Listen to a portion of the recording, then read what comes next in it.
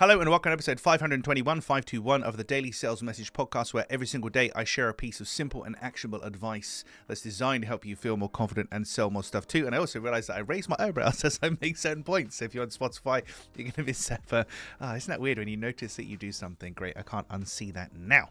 All right, in today's episode, we're talking about don't be afraid to test your buyer. Don't be afraid to test your buyer. And what I mean by that is qualification.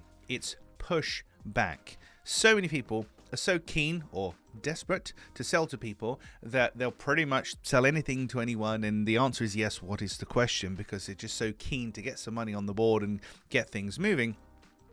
But true selling and confident selling and doing it the right way is about testing your buyer and pushing back on them, making sure they meet your criteria, making sure they have certain things, do certain things, are certain things or whatever, because not all buyers are created equally. And if you just sell to anybody and everybody and just say yes and worry about it later, that's where you can come unstuck. You can find yourself doing stuff that you're not very good at, so then it doesn't go very well, and then people complain and it becomes contentious and it's horrible. So have some courage at the start of the interaction. Don't be afraid to test your buyer. Don't be afraid to ask them questions. Okay, so James, we'd love to work with you. Couple of criteria though that we have for our ideal client. Do you have 15 members of staff? Oh, you do? Perfect. And you're just based in the UK, right? Yep, great stuff. And you're a B2B only business, because we don't really want to be, you're B2B? Great stuff.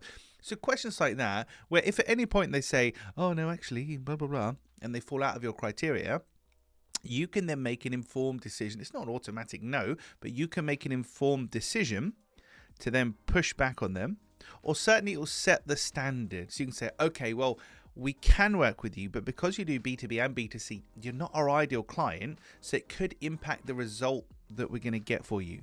So as long as you're okay with that and you understand that, great, we can continue. But if you're not sure, then please don't feel like you have to proceed.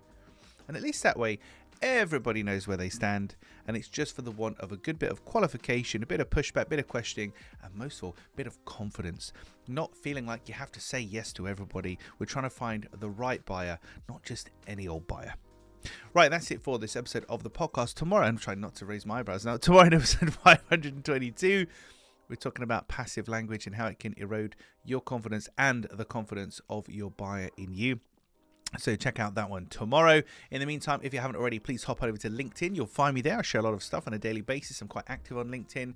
You'll find me, James Newell. That's spelled Newell. Connect with me. Shoot me a DM. Let me know what you like about the podcast or anything you'd like me to cover in a future episode. Thank you for listening or watching all the way to the end. I do appreciate it. I'll catch you tomorrow for another edition of the Daily Sales Message.